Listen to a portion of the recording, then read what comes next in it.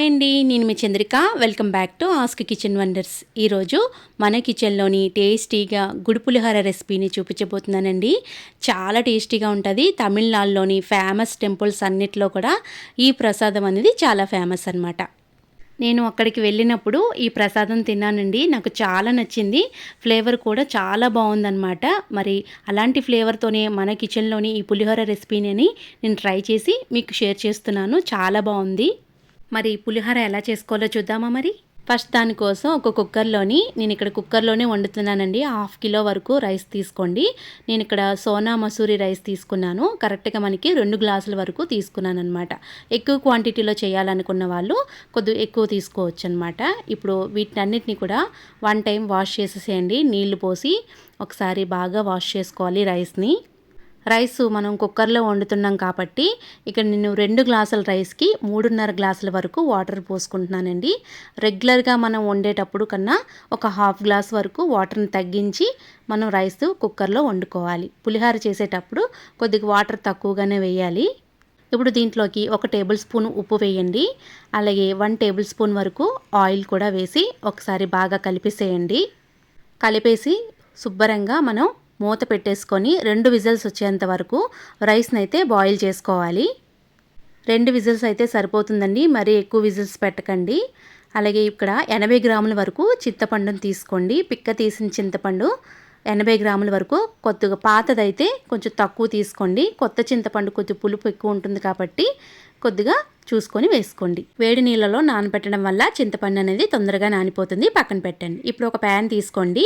ప్యాన్లోని 1 table spoon వరకు మిరియాలు, అలాగే 1 టేబుల్ స్పూన్ వరకు మెంతులు, అలాగే 1 టేబుల్ స్పూన్ వరకు జీలకర్ర, అలాగే 2 టేబుల్ స్పూన్ వరకు ధనియాలు. నేను 1/2 కిలో రైస్కి ఈ క్వాంటిటీ అనేది తీసుకున్నానమాట. 1 టేబుల్ స్పూన్ వరకు ఆవాలు. మీరు రైస్ పెంచుకునేటప్పుడు ఈ ఇంగ్రీడియంట్స్ అన్నీ కొద్దిగా ఎక్కువ తీసుకోండి. 1 టేబుల్ స్పూన్ వరకు ఆయిల్ వేసి 4 ఎండుమిర్చి, అలాగే 1 రెమ్మ కరివేపాకు వేసి వీటిని దోరగా వేయించండి. లో ఫ్లేమ్లో పెట్టి దినుసులన్నీ మంచి అరోమా వచ్చేంత వరకు చక్కగా వేయించేసేయండి. దినుసులు అనేవి మాడిపోకుండా చక్కగా ఇలా వేయించుకున్నాక ఒక మిక్సీ జార్లోకి పూర్తిగా చల్లారిన తర్వాత వీటన్నిటిని తీసుకొని మెత్తనిగా పౌడర్ చేసుకోవాలండి. ఇప్పుడు దినుసులన్నీ వేసిన తర్వాత దీంట్లోకి 1/2 టీ స్పూన్ వరకు పసుపు వేయండి. అలాగే దీంట్లోకి 1/2 టీ స్పూన్ వరకు ఇంగువ కూడా వేయండి. ఇప్పుడు ఈ పౌడర్లో ఇంగువ వేయడం వల్ల ఫ్లేవర్ అనేది చాలా బాగా తెలుస్తుందన్నమాట. ఇలా మెత్తగా గ్రైండ్ చేసుకోండి. ఇక్కడ నేను చూపిస్తున్నాను కదండి, పౌడర్ అనేది మనకి ఇలా ఉండాలి.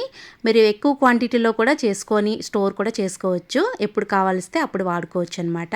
ఇప్పుడు ఒక ప్యాన్ తీసుకోండి. దీంట్లోకి పల్లి ఆయిల్ కానీ అలాగే నువ్వుల నూనె కానీ వేసుకోండి. రెండిట్లో ఏదైనా పర్వాలేదు. పులిహోర అనేది చాలా టేస్ట్గా ఉంటుందన్నమాట. ఇప్పుడు ఆయిల్ కొద్దిగా హీట్ ఎక్కిన తర్వాత 4 టేబుల్ స్పూన్ల వరకు పల్లీలు వేయండి. పచ్చి పల్లీలు. వీటిని దోరగా వేయించుకోవాలి. మాడిపోనివ్వకండి. లో మీడియం టు హై ఫ్లేమ్ చూసుకుంటూ చక్కగా వేయించుకోండి.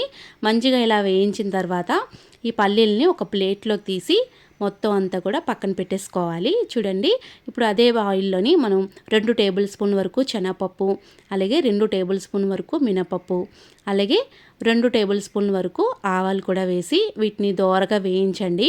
పప్పులు అనేవి మాడకుండా దోరగా వేయించుకోవాలి. ఇప్పుడు దీంట్లోకి 2 టేబుల్ స్పూన్ వరకు జీడిపప్పు వేస్తున్నాను. మీకు ఇష్టమైతే వేసుకోవచ్చు, లేకపోతే స్కిప్ చేసేసేయండి. జీడిపప్పు కూడా దోరగా వేయించండి, మాడిపోనివ్వకండి. ఇప్పుడు దీంట్లోకి 4 లేదా 5 ఎండుమిర్చిని ఇలా తుంచుకొని వేసుకోండి. దీంట్లోకి ఒక 2 రెమ్మల కరివేపాకు కూడా వేసి దోరగా వేయించండి. 1/2 టీ స్పూన్ పసుపు కూడా వేసేయండి. ఇప్పుడు దీంట్లోకి కొద్దిగా ఇంగు కూడా వేసుకోండి, పర్వాలేదు, చాలా బాగుంటుందన్నమాట.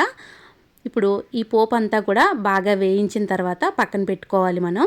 ఇప్పుడు ఆయిల్తో సహా పక్కన పెట్టేసేయండి. ఒక బౌల్లోకి తీసి పక్కన పెట్టుకోండి. ఇప్పుడు రైసు కుక్ అయిందో లేదో చూద్దామండి. ప్రెజర్ అంతా పోయిన తర్వాత చూసారా, రైస్ అయితే మనకి చక్కగా కుక్ అయింది. పలుకు మీద ఇలా వండుకోవాలన్నమాట. ఎక్కడా కూడా ముద్ద అయిపోయినట్టు ఉండకూడదు రైస్. మనం పులిహోర కలిపేటప్పుడు బాగుంటుందన్నమాట. ఈ పులుపుకి రైస్ అనేది ఇంకా బిగుసుకుంటుంది కాబట్టి మనం రైస్ని అయితే ఇలా వండుకొని పక్కన పెట్టేసుకోండి. ముందుగా మనం నానబెట్టిన చింతపండు నుంచి కొద్ది కొద్దిగా నీళ్లు పోసుకుంటూ ఈ చిక్కటి పలుపునైతే తీసుకోవాలన్నమాట. పీచు పిక్కలు ఏమీ లేకుండా పలుపు మొత్తం తీసేసుకొని పక్కన పెట్టేసుకోండి. చూడండి, ఇక్కడ నేను చూపిస్తున్నాను కదా, చింతపండు పలుపు అనేది ఇంత చిక్కగా ఉండాలన్నమాట. చూసారు కదా, ఎలా ఉంటే బాగుంటుంది. మరీ పలచబడితే మనకి ఉడకడానికి చాలా టైం పట్టేస్తుంది. దీంట్లోకి 4 పచ్చిమిర్చిని ఇలా నిలువుగా కట్ చేసుకొని వేసుకోండి. 1/2 టీ స్పూన్ పసుపు, అలాగే 1 టేబుల్ స్పూన్ వరకు సాల్ట్ వేయండి. ముందుగా మనం రైస్లోకి 1 టేబుల్ స్పూన్ వేసుకున్నాం కాబట్టి చూసుకొని వేసుకోండి. ఇప్పుడు వీటిలోని బాగా ఉడకాలి. ఈ చింతపండు గుజ్జు అనేది చాలా తిక్కుగా అయ్యేంత వరకు బాగా ఉడికించుకోవాలి.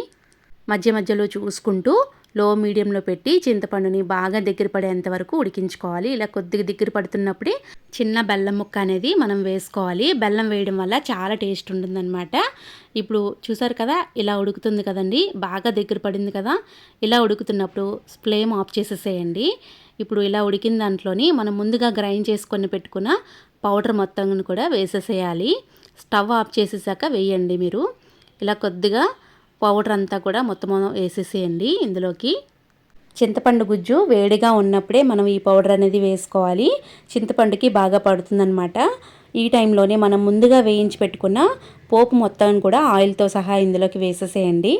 చూడండి, ఇప్పుడు పోపు, చింతపండు పౌడర్ మొత్తం కూడా బాగా కలిసేలాగా ఒకసారి బాగా కలుపుకోవాలి. ఇప్పుడు కొద్దిగా స్టవ్ ఆన్ చేసి 1 మినిట్ పాటు ఈ గుజ్జు మొత్తం కూడా పోపులో ఉడకాలండి. ఇలా కొద్దిగా దగ్గర పడిన తర్వాత స్టవ్ ఆఫ్ చేసేసేయండి. ఇప్పుడు ముందుగా మనం కుక్ చేసుకున్న రైస్ని ఒక ప్లేట్లోకి మొత్తంగా ఇలా వేసేసేయాలండి. రైస్ చల్లారక ముందే మనం దీన్ని కలుపుకోవాలి. గోరువెచ్చగా ఉన్నప్పుడే కలుపుకుంటే మనకి పౌడర్ అనేది రైస్కి బాగా పడుతుందన్నమాట. రైస్ అయితే పూర్తిగా ఇలా ప్లేట్లోకి ఇలా పరిచేసుకోవాలండి. ఇప్పుడు దీంట్లోకి పచ్చి కరివేపాకు 2 రెమ్మల వరకు తీసుకొని వేయండి. అలాగే పైనుంచి కొద్దిగా ఆయిల్ కూడా, పచ్చి ఆయిల్ వేసుకోవాలి. ఇప్పుడు కరివేపాకు ఆయిల్ బాగా రైస్కి బాగా పట్టేలాగా బాగా కలుపుకోవాలండి. ఇప్పుడు మనం ముందుగా ఉడికించుకున్న చింతగుజ్జు మొత్తాన్ని కూడా వేసేసేయాలి. ఇలా మొత్తం వేసేసి రైస్కి బాగా పట్టేలాగా మనం చేత్తో కలుపుకోవాలి. కొద్దిగా వేడిగా ఉన్నప్పుడు గరిటెతో కలుపుకోండి. తర్వాత కొద్దిగా వేడి తగ్గిన తర్వాత చేత్తో బాగా అన్నానికి బాగా ఫ్లేవర్స్ అన్నీ బాగా పట్టేలాగా బాగా కలుపుకోవాలి. చూడండి, నేను ఇక్కడ చూపిస్తున్నాను కదా, రైస్కి బాగా పట్టేలాగా బాగా కలిపేసేయండి. చేత్తో మనం ఎంత వీలైతే అంత బాగా కలుపుకోవాలండి.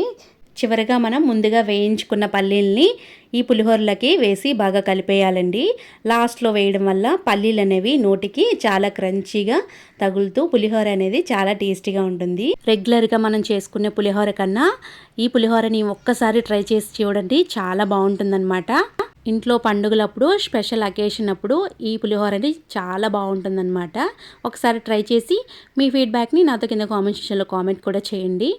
మరిన్ని టేస్టీ అండ్ సింపుల్ రెసిపీస్ కోసం మన ఆస్క్ కిచెన్ వండర్స్ ఛానల్ని సబ్స్క్రైబ్ చేయండి. Thank you for all.